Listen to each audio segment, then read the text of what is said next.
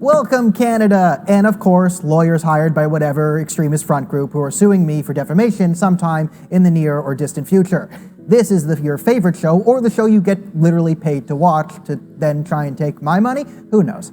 We have a great show for you today. Number one story, we're going to be talking about Trudeau's new gun laws. Is genocide genocide, or is it just like a cultural norm? Some people genocide, some people don't genocide. Who knows? So Joe Biden and Justin Trudeau have taken a hard line to the genocide of Uyghurs in China. We have new draconian gun laws. Basically, if you're a legal gun owner, we're going to take away your guns. And if you're a criminal who's currently smuggling guns, don't worry, keep going. You're doing great. Diversity is our strength. Who knows? And we'll get into all of that. And stick around to the end, because there is a special surprise feel-good story of the day that will just warm your heart and, make you hug your kids, parents, grandkids, who knows. All right.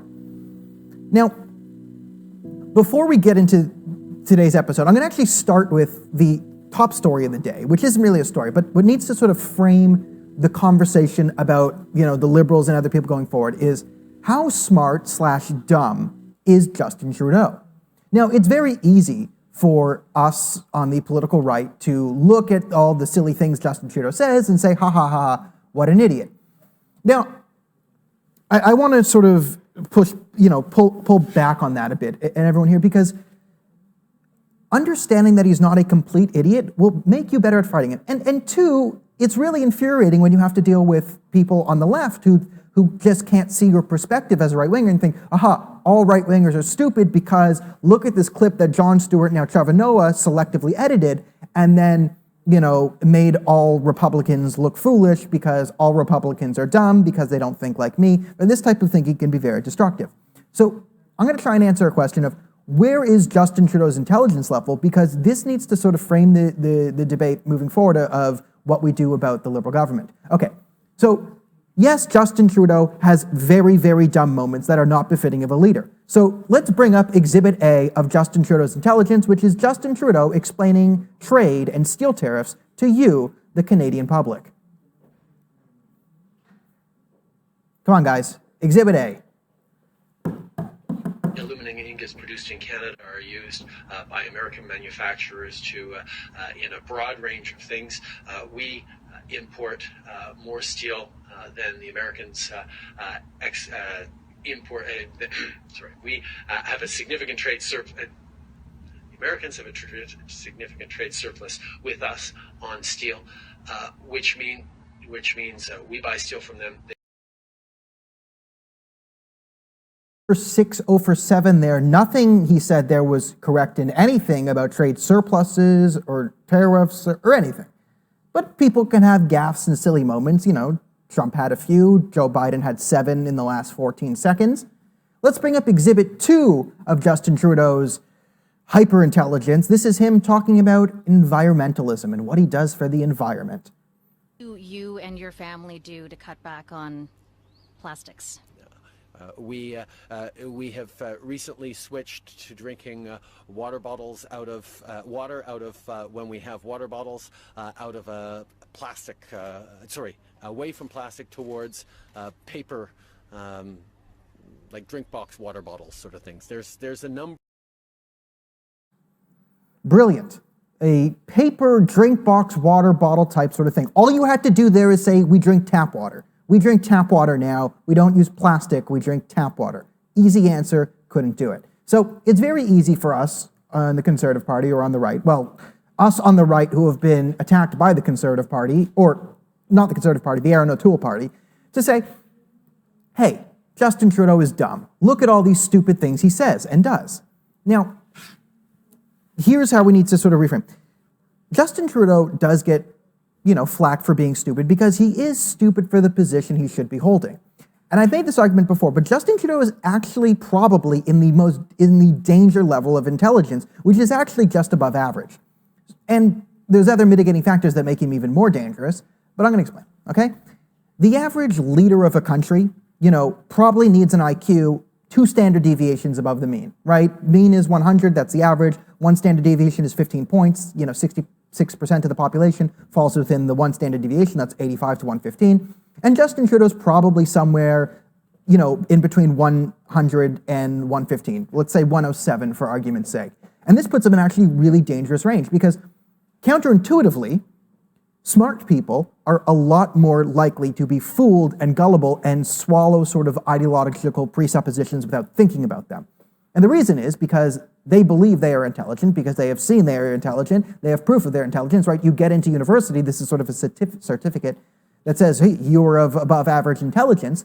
So when you feel this about yourself, right, it then makes you more susceptible to ideological, or we'll say poor ideological contagions, because you feel like you are immune to them because your intellectual capacity is higher than the average person. This actually makes you more gullible than the stupid people, ironically enough. Now, this is exacerbated in Justin Trudeau's case because Justin Trudeau probably has an overinflated sense of his intelligence because, let's face it, he grew up as the son of the prime minister, right? He grew up in the levels of privilege and luxury, to use his terminology. No, it's true in his case because he would have been told from a young age how great he is. Because you want to suck up to Pierre Elliott Trudeau, you're probably nice to Justin Trudeau. He grew up in a world where he was always the son of the prime minister, right? He gets to go to McGill, right? I have friends who were not the most intelligent people, but they got into university because, their family's name was on a building there. I'm not going to name them, but you get it. You get this sort of, you grow up in a fancy family, you sort of get pushed to the top. You start to, I can't remember which quarterback, I think it might have been Dak Prescott. We were sniffing ourselves. You start to sniff yourself, to steal, I think, Dak Prescott's analogy. So you have Justin Trudeau here, who it is incorrect to probably treat him as someone who is very, very dumb, right? And it probably undermines your argument towards him because as someone who's probably, he is dumb for a world leader. He is below average intelligence for the people who hold the leader. If you were to pull the leaders of the European countries and the Asian countries, or all global leaders, if you were to sort of you put all the leaders at the Davos summit, right? He would be probably, on the left-hand side of the bell curve of that intelligence quotient, right? But the general population is probably actually above average. So when you try and treat everyone in his ideology as a pure idiot, right, it makes it a lot easier to ignore. Because he himself knows that, he can do math, or, 2 plus 2 is 4, or social justice math, 2 plus 2 is 5. So it's a lot hard to get through it. But it also makes you really, really underestimate just how dangerous he is. Because this is a man who is actually capable of understanding what he's doing. It's just his hubris, right, prevents him from doing the right thing. Or in this case, allows him to pump his own tires while he does the wrong thing. So this really needs to be addressed when we talk about opposition leaders we don't like. It's not that they're stupid. It's not that everyone who doesn't agree with my politics is stupid or doesn't understand the things I do. It's they have a different perspective, right? And if you just want to treat everyone as dumb, we're going to run into a lot of problems. So this comes up because now I want to talk about the moral stances Justin Trudeau is taking. It's very easy, again, to dismiss Justin Trudeau as an idiot, okay? It's very easy to just dismiss Justin Trudeau as an idiot if you look at his stances. But here we're going to have to go to communist China, which is currently committing a genocide. And Justin Trudeau and Joe Biden have started to take the position that genocide, schmenocide. So we're going to start with the Joe Biden. Here's the 1-minute clip of what Joe Biden said. We'll play it in context. This is the Joe Biden propaganda tour, CNN town hall, Joe Biden. Here is him trying to explain why the genocide of the Uyghur people is no big deal and, as he says, just cultural norms. So play the Biden tape. Chinese leaders, if you know anything about Chinese history, it has always been the time when China has been victimized by the outer world is when they haven't been unified at home. So vastly overstated, the central principle of Xi Jinping is that there must be a united, tightly controlled China. And he uses his rationale for the things he does based on that. I point out to him, no American president can be sustained as a president if he doesn't reflect the values of the United States. And so the idea, I'm not going to speak out against what he's doing in Hong Kong, what he's doing with the Uyghurs in western mountains of China, and Taiwan trying to end the one China policy. by making it forceful. I said, and by the he said he gets it. Culturally, there are different norms at each country, and their leaders are expected to follow. Oh, okay. Let's break this one down. It's just cultural norms. Yes, they're committing a genocide. It's just different cultural norms. Like here in Canada, we don't genocide people. Over in China, they do genocide people. Just cultural differences. You know, Italians have pasta. Japanese people have sushi. Chinese government has genocide. It's very hard to say what's right and what's wrong. Now, that's the thing people are focusing on, but the real thing that sets off my red flags was the actual first part he started with. If you have any understanding of Chinese history, which Joe Biden might have had since he's been alive for 90% of it, you would know, when he said, you would know that the times that China has been attacked from the outside and persecuted by the outside is when it's not united at home.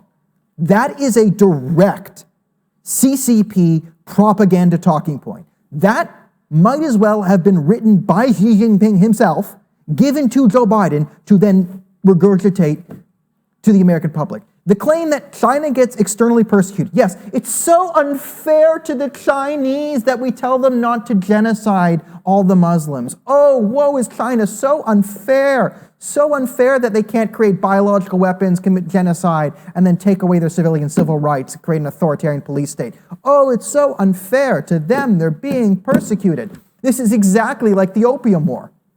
That's essentially the point he's making. Now, okay, fun fact on current modern Chinese politics, because that's why you come to this show. Xi Jinping is like an actual Anwar Sadat type character. More thing.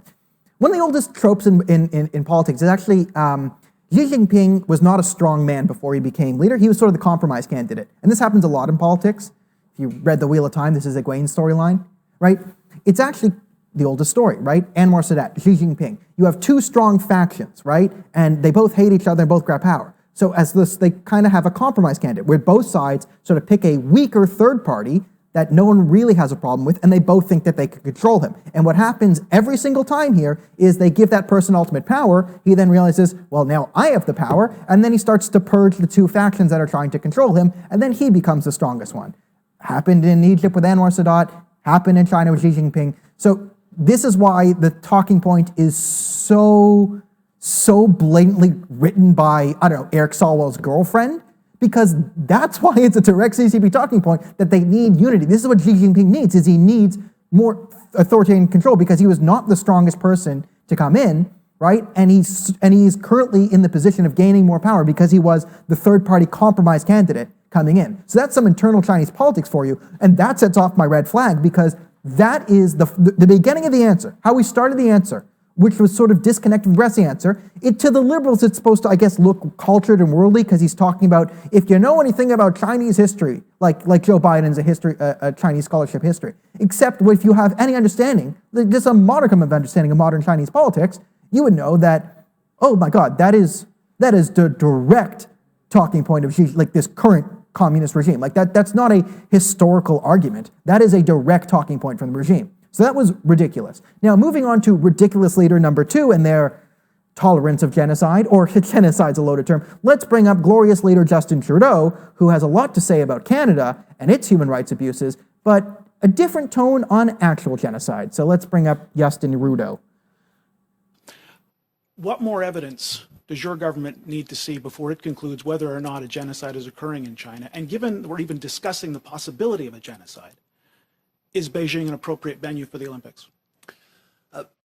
First of all, on determinations of genocide, the principles of international law and the international community in general, I think rightly, takes very, very seriously the label of genocide and needs to ensure that when it is used, it is clearly and properly justified and demonstrated so as not to weaken the application of genocide in situations in the past. And that's why it's a word that is extremely loaded and is certainly something that we should be looking at.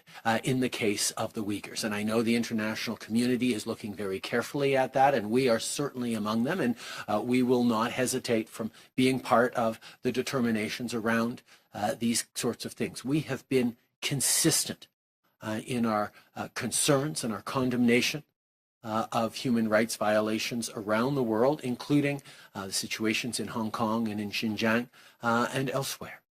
We will continue to work with the international community and move forward on making the right determinations based on facts and evidence as appropriate.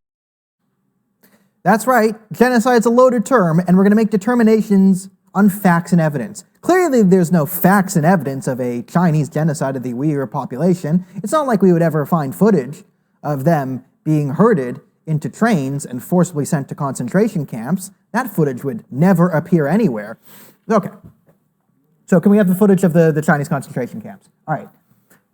Now, Justin Trudeau claims that China is not really committing genocide, or he doesn't really know, we need more facts and evidence. Genocide's a loaded term, yada, yada, yada. Now, this would be a quasi-acceptable answer if Justin Trudeau was not Justin Trudeau.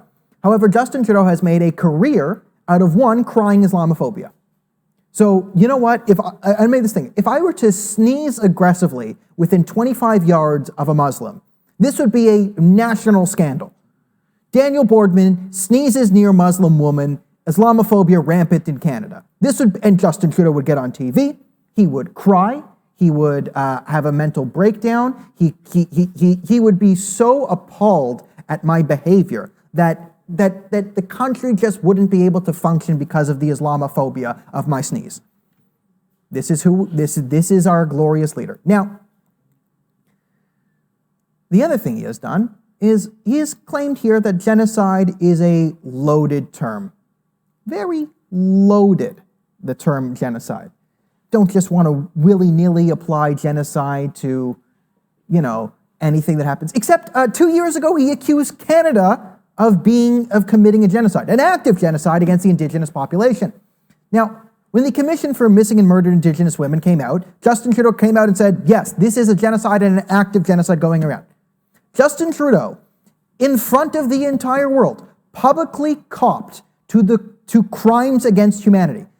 Being the prime minister of a country that is actively engaging in a genocide is considered crimes against humanity. You go to the ICC, you go to The Hague, that requires sentencing at the International Criminal Court. There's international agreements that bind us that say you cannot genocide people. According to Canadian and international law, if Justin Trudeau was prime minister during an active genocide, he has to go to jail. But no one really believes him when he says there's an active genocide going on in Canada. Not even his supporters, because no one is sending him to the ICC. No one. Right? Now, the best way to listen, any missing, murdered, abduction of any woman, but we have to add two-spirit, bi-pan, whatever, LGBTQS, whatever, Indigenous people's terrible. Now, I've said for a long time, violence against women is a real problem. The number one threat to white women is white men. The number one threat to black women is black men. The number one threat to, Brazilian women, Brazilian men, Argentinian women, Argentinian men, Peruvian women, and et cetera, et cetera. The number one threat to Indigenous women is Indigenous men. Women are most likely to experience violence from someone they are close to. Husband, brother, father, uncle, right? Strangers pretty far down the list. So around 70 to 75% of these missing and murdered women were murdered by a family member. Now you could say, you would actually expect that number to be about 80 to 85% if it was on par with the average in society. So it's actually happening at a lower rate of intercommunal violence, let's say, on that end. So yeah, it's a problem. And have there been racist RCMP officers? Have there been racist, provincial police who have, sexually abused Indigenous women and then sort of laughed about it? And yes, this has happened and it's terrible. But, the crimes of a few people historically does not equal a current genocide. So Canada's committing a genocide, but China isn't. And there's no evidence. Guys, can we have the evidence of the China committing a genocide put up in the corner there? So, yeah, Justin Trudeau can't find any evidence of a genocide. He needs more evidence. This drone footage of Chinese Uyghur people being rounded up, forcibly put in trains and sent off to concentration camps, clearly not evidence of a genocide. Because, listen, I hate stupid Holocaust comparisons. I do. This is like the Holocaust. It's probably not like the Holocaust. But rounding up ethnic groups of people, as you can see they are clearly chained, sat down, blindfolded, putting them on trains, sending them to concentration camps, forcibly sterilizing and raping their women, yeah, that's kind of a little bit like the Holocaust. Yeah, there's no death camps yet. So, you could call it a diet Holocaust, but at least, Holocaust comparison is warranted here for the Uyghur people. And again, like this, Justin Trudeau, every other day of the week, he is Captain Islamophobia. Captain of the Islamophobia team, right? He will cry. The hijab hoax brought him to tears. But here we have an actual genocide targeted against Muslim people, and he needs more evidence, needs something better than actual video footage of the genocide.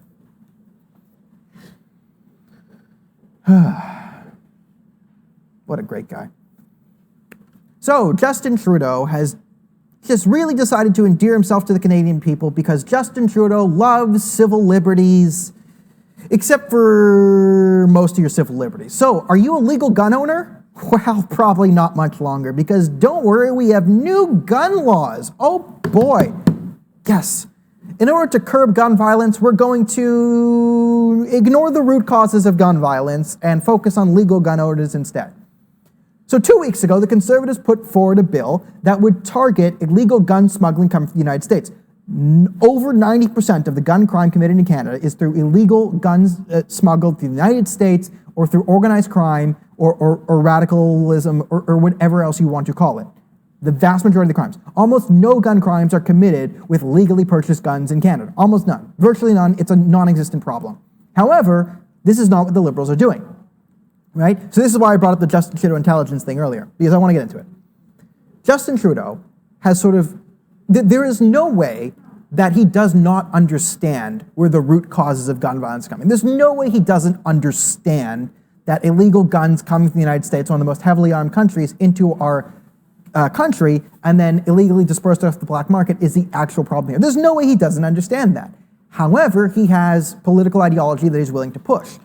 And to think him just some silly fool here is a big miscalculation, right? What you're really dealing with is a man of moderate intelligence who is ideologically corrupted to the point where he thinks the ends justify the means. You're dealing with someone who is sort of utilitarian in the sense, the ends justify the means. So what the gun laws, new gun laws say, again, we're not going to focus on gangs or illegal gun sales. What he's going to do is he's going to institute yellow flags and red flag laws. So the red flag laws, which are deeply unconstitutional and ridiculous, we're adding in yellow flags too, which means to curb domestic violence and intimate partner violence, because again, everything must be looked at through a frame of whatever diversity category we can. And like, listen, we should try and curb domestic violence. But the way to curb domestic violence is not creating a system where you can snitch on your friends and family members, report them onto a list, and then this creates either red or yellow flags. And if you get enough red flags or yellow flags, enough of your neighbors snitch on you, the police can come and take away your guns. Is this really a good idea? Like, I put this challenge up before, but can you name one scenario? If any Liberal MP can name me one scenario where you create a list where the civilian population can snitch and inform on other people in the civilian population and how that turned out well. Give me one example where it just doesn't turn into a genocide, and I'd be happy. Well, okay, it doesn't always turn into genocide, but it turns out well. I've brought up this story before, but Ontario, the LCBO, Liquor Control Board of Ontario, the only place you can get alcohol. You know the founding of the LCBO? It was actually meant to control people's alcohol consumption. At the beginning of the LCBO, there was something of a list. It worked the same way as Trudeau's gun list. What you can do is you could call and inform on your friends, families, and neighbors, random people, and report them as being sort of unethical or not able to handle the alcohol, or you say they were drunkenly public. And if enough people complained, you got put on the Indian list. Actual name of the list was the Indian list. So they created an Indian list, and if you were on the Indian list, you weren't allowed to buy alcohol at the LCBO, because everything's so much better when the government controls it. And these same people, don't worry, they'll be in charge of the red flag, yellow flag list, and we'll have experts on there, and the experts will do it. There's one. Some other fantastic new gun thing is they're going to have gun buybacks. right? They'll buy back your guns. And they'll give municipalities the ability to outright ban guns. So now John Tory will have the federal authority to take away all your guns. Just take away, and like, this is so insane. Like, oh, we're going to have the experts look at it. Like, guys, use your brains here. Use your brain. The people who have gone through the legal means to buy and register their guns. So if they shoot that gun, it will come back and say registered to Daniel Boardman, or I don't have a gun, so not Daniel Boardman. You, let's say. Are those the people likely to go out and rob a bank or kill someone with things that could be traced back to them? You know, and more on it, the people who are willingly going to give their guns back to the government, are they really the problem? People who would say, you know what, I'm going to follow the law no matter what, are they really the people who are committing the gun violence? Is it the people who will comply with the law that are really the people who are breaking the law? Is the logic coming through there? No. Now, again, this is why I bring up Justin Trudeau's intelligence. Is Justin Trudeau too stupid to understand this?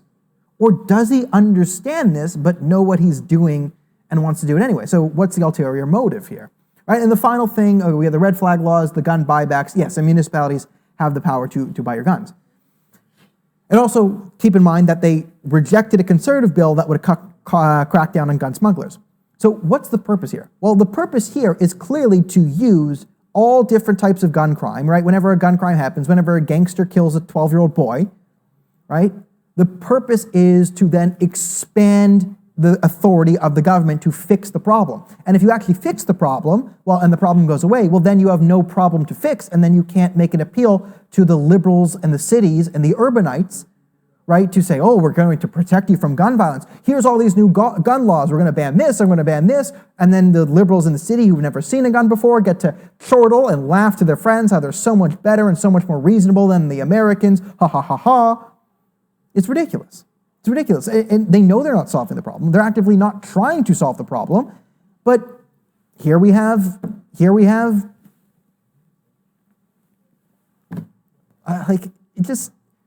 point of this civil liberties violation is to set the precedent, to violate your civil liberties, and then not solve the problem, disarm the population, and expedite the process of taking away your civil liberties. Is this really what we need in a pandemic? Is a gun buyback and gun bans really what we need in a pandemic? And again, like, how are we going to keep Saskatchewan and Alberta in the Union and these rural communities when there's such a clear, heavy, urban, upper middle class bias in the policies we're putting forward that, I mean, I would be surprised if like the upper middle class Torontonians even know that rural areas even exist at this point. I would be surprised if they know that there's somewhere like outside of a city, like Toronto, Montreal, Vancouver, Calgary, Edmonton. I would be surprised if they even knew that Manitoba existed at this point, on anything other than just it's on a map. That's ridiculous. But don't worry, the government might be corrupt, civil liberties might be taken away, but the great vanguard of the media, yes, the mainstream media, they will save you. Stop watching this show, guys. Turn this off. Get off YouTube or whatever other social media platform you're watching this and go turn on CNN, MSNBC, the New York Times, National Review, whatever it is, because there's where you get the hard-hitting news. So in the next 4 years, we're going to have two different types of journalism. Two different types. So here's the first type of journalism. Let's bring up the first type of journalism. This is what you're going to see. This is your sycophantic journalism. Here is the story of Joe Biden played his granddaughter in Mario Kart this weekend. He chose Luigi and he won. Oh, wow, this is really what we need to talk about in the Joe Biden administration right now. Now, I remember something called the year 2020. And in the year 2020, it was considered maybe second, third-degree murder, manslaughter for Donald Trump to go golfing. He was murdering people. People were dying, and he was golfing. Nero fiddled as Rome burned, and Donald Trump played golf as Americans died of COVID. Now, all of a sudden, the stories of the death count of COVID, the stories of Joe Biden, people dying under Joe Biden's administration have just, poof, magically disappeared. Instead, we have the hard-hitting media, which is going to give you stories like Joe Biden. Joe Biden uses toilet, doesn't need adult diapers. What a champion. Joe Biden stayed up past 8:15 on a Saturday night. What a party animal. All right? Joe Biden has dogs. What a great guy. This is type A journalism you're going to see, right? This is type A journalism, the new regime, which is the sycophancy, the nothingness, the just putting out puff pieces of Joe Biden. So you think, oh, there's no scandal. The only scandal Obama had was when he wore a tan suit in the Oval Office and Republicans freaked out. No Republicans freaked out.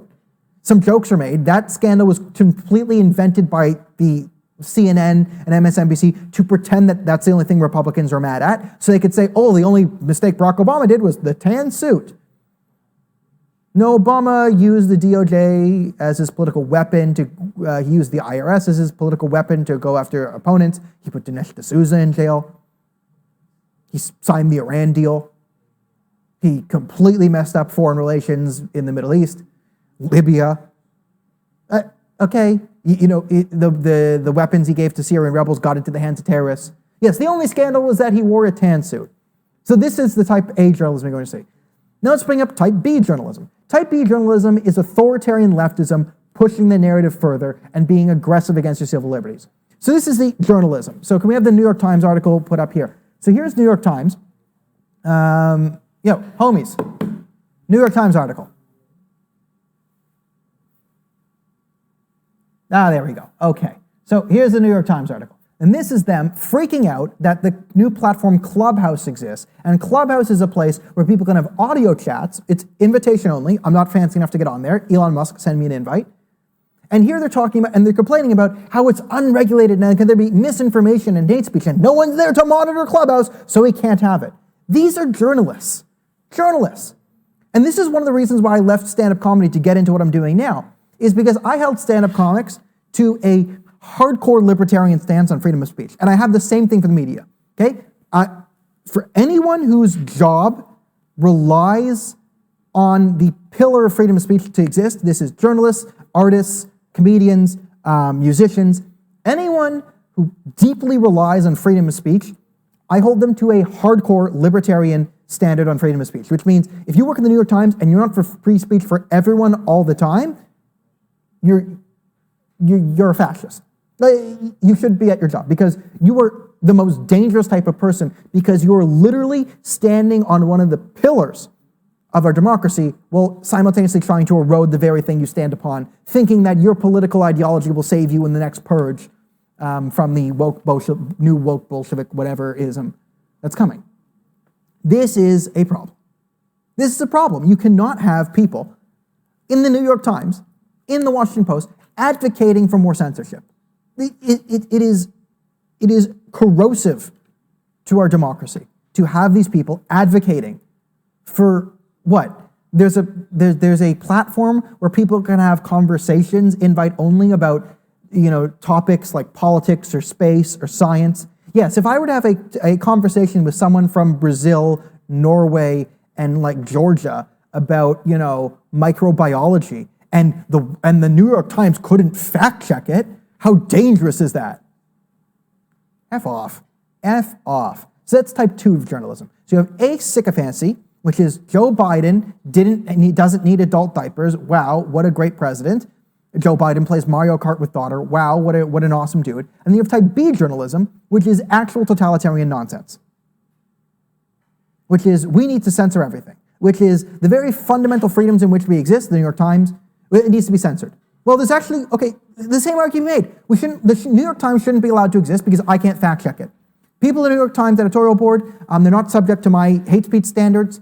They say things I don't agree with about everything. Well, Israel, right? They're anti-Semites.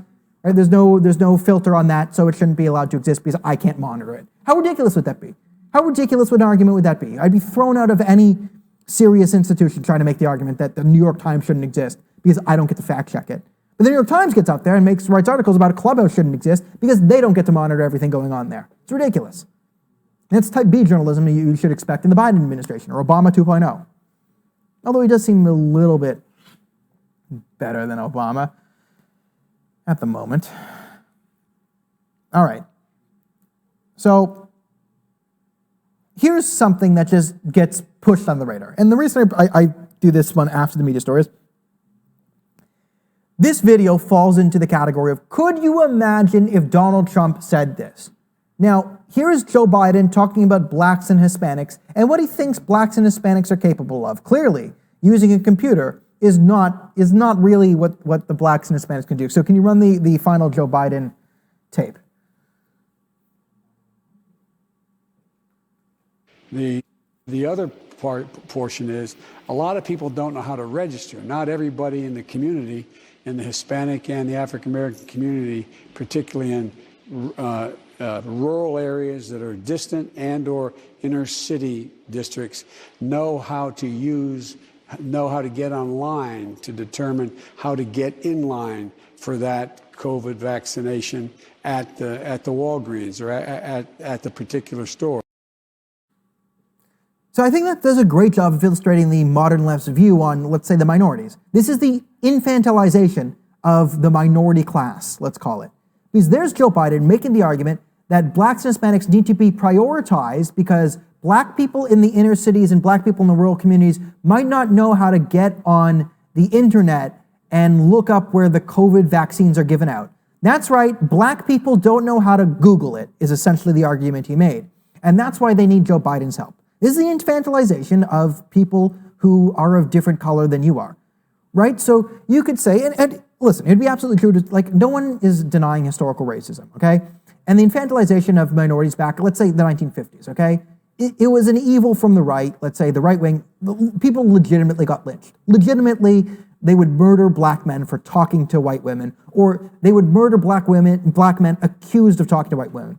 Right, and this argument was minorities, or let's just keep it on blacks. The argument here in the Jim Crow South was blacks are different than us, blacks are inferior to us, and if we let blacks into our society in any scenario, right, it will corrode the society and bring us down. That's why they have to keep us. That's why you have to keep them separate, right? That is a horrific racist argument that we have expunged. However, we have not countered the inverse argument, which is black culture is different than ours, right? You saw this in the thing, whiteness is bad, right? When you say whiteness is a thing, right, we must dismantle whiteness. You are saying whiteness is a thing. Conversely, blackness, brownness, Asianness is also a thing. But that means, right, you do have separate, the argument here is still black people are different than us. Now, the woke left will say, black people are different than us and also magically better, which is why we got to separate the societies so to let them flourish and whatever, right? So it's segregation.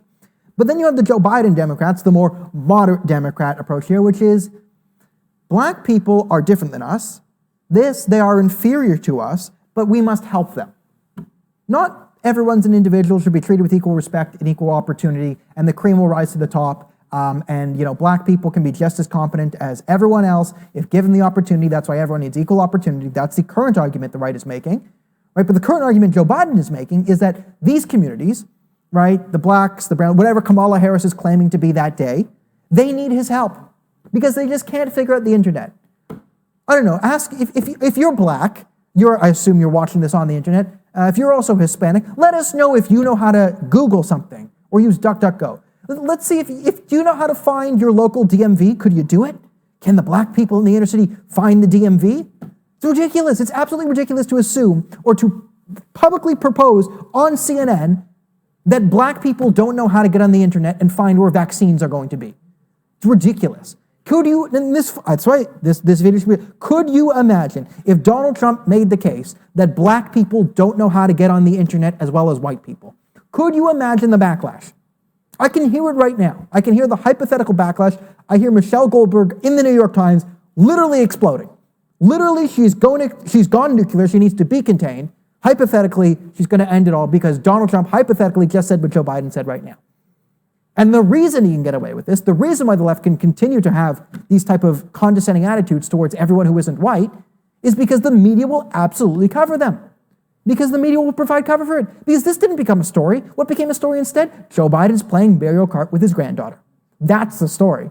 The real story is Joe Biden, they tried to make it seem like he's being responsible going to bed earlier. Joe Biden, they did a story how he can't stay up past 8 o'clock because he's an old man, and somehow this makes him, very, very competent. What happens if the Russians do something at 9:30 p.m. Eastern Standard Time?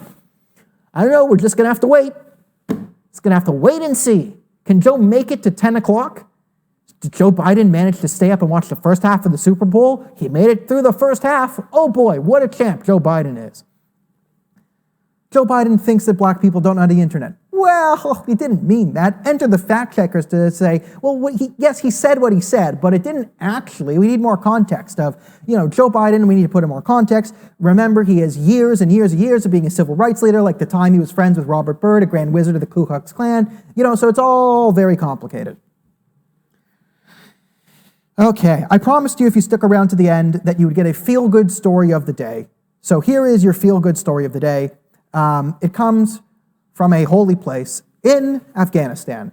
And there was a mosque in Afghanistan that was training Taliban fighters, and it was a bomb-making class being held in the mosque. And during the bomb-making class, run by the Taliban in the mosque, there was an accident, and boom, 30 terrorists died. So, good news all around. I think that's hilarious. I think there are times where you can absolutely celebrate people dying, like when bomb-making schools blow up because those people were going to bomb supermarkets and small children and girls' schools, but instead, they blew up. And that is our feel-good story of the day, feel-good story of the week. I don't know, just fills me with joy. So hopefully, knowing that 30 Taliban fighters blew themselves up inside a bomb-making school fills you with the same joy that it fills me. So I've been me, you've been you. This has been your favorite weekly show, Uninterrupted, where I ramble on and on and on, and then on and on and on, and then ramble some more and some more and some more. And we'll be back next Wednesday, 8 p.m., same bat time, same bat place. China is definitely committing a genocide.